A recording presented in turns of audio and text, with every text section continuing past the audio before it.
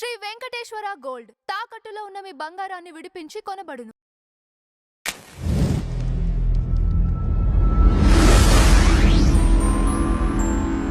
నమస్కారం నాగార్జున గారు. నమస్తే అంజీ గారు. అంబటి రాంబాబు గారు కాంట్రవర్షియల్ కామెంట్ మళ్ళీ ఇంకోటి చేశారండి.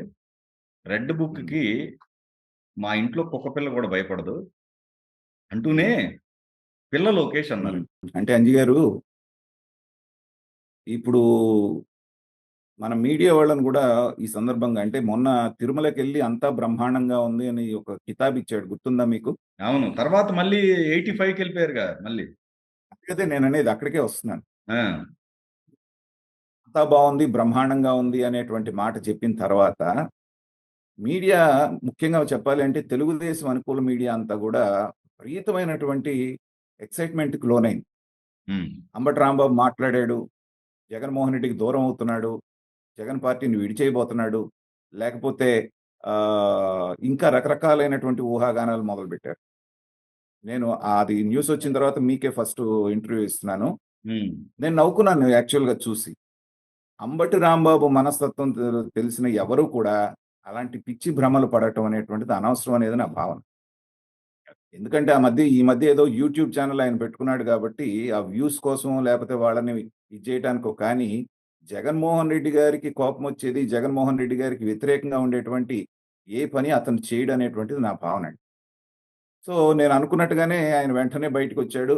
మళ్ళీ ఆయన సహజమైనటువంటి ధోరణిలో రెడ్ బుక్ మీద, లోకేష్ గారి మీద ఇవాళ కామెంట్స్ చేయడం జరిగింది. అయితే అంజి గారు, ఇక్కడ ఒక విచిత్రం మీరు గమనించండి. రెడ్ బుక్ని ఎగతాళి చేసినటువంటి వాళ్ళందరూ, రెడ్ బుక్ని ఇక్కడ పెట్టుకోండి అక్కడ పెట్టుకోండి అన్న వాళ్ళందరూ ఇప్పుడు ఎక్కడున్నారో మీరు గమనించారా? వల్లభనేని వంశీ దగ్గర నుంచి, బోరుగడ్డ అనిల్ దగ్గర నుంచి, నిన్నటి వరకు వచ్చినటువంటి జోగి రమేష్ దాకా వీళ్ళందరూ రెడ్ బుక్కి భయపడడం, కుక్క భయపడదు పిల్లి భయపడదు అన్నాళ్లే కదండి. సో ఎవరి వంతు వచ్చినప్పుడు వాళ్ళు రెడ్ బుక్కి భయపడాల్సినటువంటి పరిస్థితులు కల్పిస్తున్నారు. త్వరలోనే అంబటి రాంబాబు గారు కూడా వంతు రావాలనేటువంటిది, పాపం రాకూడదని ఆయన మొన్న నెల తిరుమలకి ఏమన్నా మొక్కొచ్చుకున్నాడేమో తెలియదు. తర్వాత పిల్ల లోకేషు, లేకపోతే ఇంకోటి అంటే వయసు అనేటువంటిది ఇక్కడ క్రైటీరియా కాదు అంజి గారు. నీకు వచ్చింది, అంబటి రాంబాబు గారికి కూడా ఇవాళ 60 దాటిని, ఆయనకి జుట్టంతా తెల్లబడిపోయింది. కానీ విఘ్నత ఏమొచ్చింది? ఆ చిల్లర మాటలు, లేకపోతే ఒక కమెడియన్ లాగా ఒక కామెడీ చేయటం తప్పితే ఏమన్నా ఆయనకి మెచ్యూరిటీ వచ్చినట్టుగా కనపడుతుందా? ఒక థర్డ్ క్లాస్ పొలిటీషియన్ లాగానే అతను మిగిలిపోయాడు, కానీ ఒక స్టేచర్ ఉన్నటువంటి పొలిటీషియన్గా అతను ఎస్టాబ్లిష్ చేసుకోగలిగాడా? అదే లోకేష్ గారి విషయం వస్తే చాలా అండర్ రేటెడ్ పొలిటీషియన్.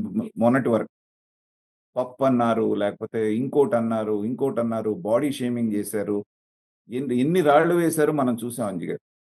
కానీ తన మీద పడ్డటువంటి ప్రతి రాయిని మెట్టుగా చేసుకొని ఇవాళ బీహార్లో ఎలక్షన్ జరుగుతూ ఉంటే ప్రధానమంత్రి గారు స్వయంగా లోకేష్ని అక్కడికి పంపించండి అని ఇన్స్ట్రక్షన్స్ ఇస్తే వాళ్ళు వెళ్ళి నిన్న అక్కడ మాట్లాడొచ్చాడు, గుర్తుంది కదా మీకు? సో ఈ అంబటి రాంబాబు అనేటువంటి వ్యక్తి గుంటూరు, కృష్ణా జిల్లాలో లేకపోతే అమరావతి చుట్టుపక్కల ప్రాంతం దాటితే దమ్మిడికి పనికొస్తాడా?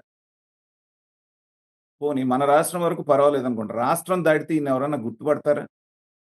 కనీసం ఇతని మొహం ఎవరన్నా చూస్తారా? కానీ ఇవాళ బీహార్కి వెళ్తే లోకేష్కి దక్కినటువంటి రిసెప్షన్ చూడండి. అక్కడ ఉన్నటువంటి పెద్ద పెద్ద నాయకులన్నీ వచ్చి అతను రిసీవ్ చేసుకున్న పద్ధతి కానీ, అక్కడ మీడియాను అతను అడ్రస్ చేసినటువంటి పద్ధతి కానీ.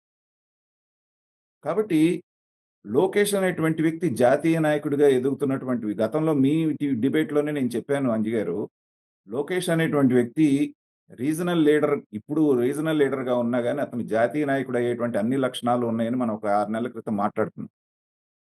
Same thing is happening now.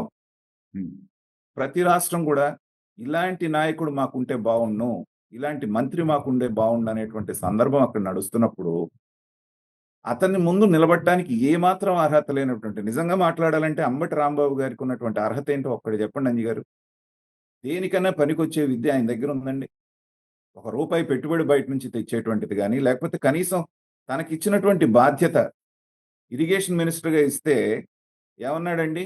క్యూసెక్కి, టీఎంసీకి నాకెందుకు తెలియాల్సిన పనే ఉంది, నేను ఇంజనీర్నా అన్నాడు. నదే కాబట్టి మార్చారు. ఇలాంటి మాటలు ఆ? నదే మార్చారు.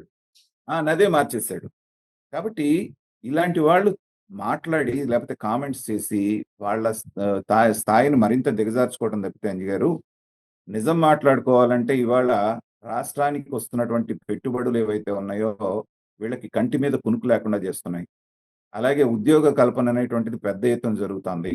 అమరావతి శరవేగంగా పరిగెత్తాంది, పోలవరం శరవేగంగా పరిగెత్తాంది అన్నటువంటి పథకాలన్నీ కూడా బాగా అందుతున్నటువంటి సందర్భంలో వీళ్ళు ఏమనుకుంటున్నారంటే ఇక మన రాజకీయ భవిష్యత్ అనేటువంటిది లేదు అనేది అర్థమైంది వాడు.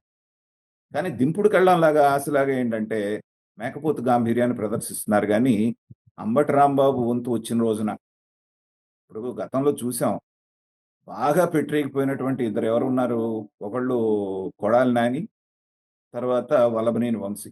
నోటికి హద్దు పద్దు లేకుండా చేశారు. ఇవాళ వల్లభనేని వంశీ ఎక్కడైనా కనపడుతున్నారు అంజి గారు బెయిల్ వచ్చిన తర్వాత అయినా? అసలు కొడాలి నాని ఊసే లేదు, అసలు ఎక్కడున్నాడో కూడా తెలియట్లేదు. ఆ రోజున చొక్కాలు దించుకొని నోటికి వచ్చినట్టుగా మాట్లాడినట్టుంది.